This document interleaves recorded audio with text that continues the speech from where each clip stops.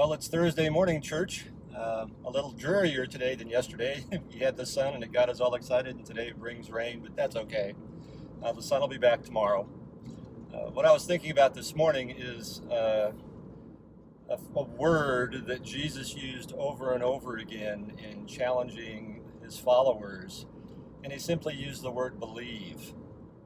And I think the reason you hear Jesus ask the question in one form or another, do you really believe, is because that's the key to faith. That's the key to God moving, is belief.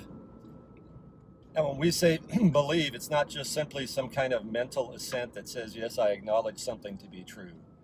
When Jesus is using the word believe, he's saying, do you believe?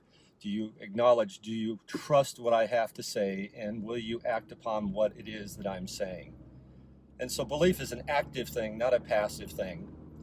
And I think a lot of the reasons why we don't see God move the way we want him to move in our lives is because we really don't believe. We say we believe, but we don't trust deep enough, and we don't act upon that belief in our everyday actions. And so our belief and our actions aren't lining up, and we get frustrated because things just don't happen.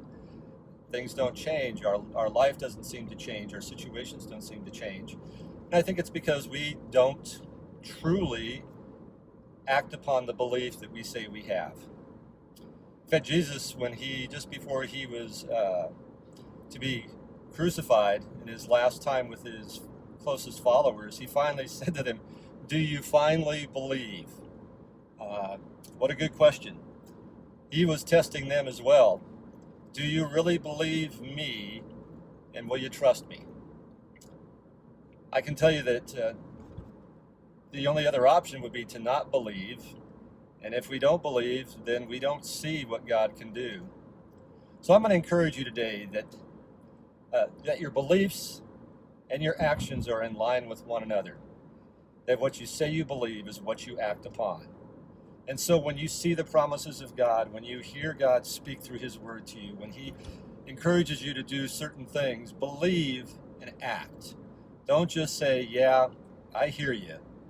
Say, yes, Lord, I'm ready to do whatever it is that you ask because I truly believe in you.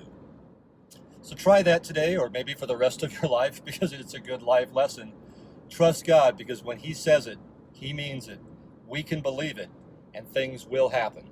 God bless you. Have a great day. We'll talk to you tomorrow.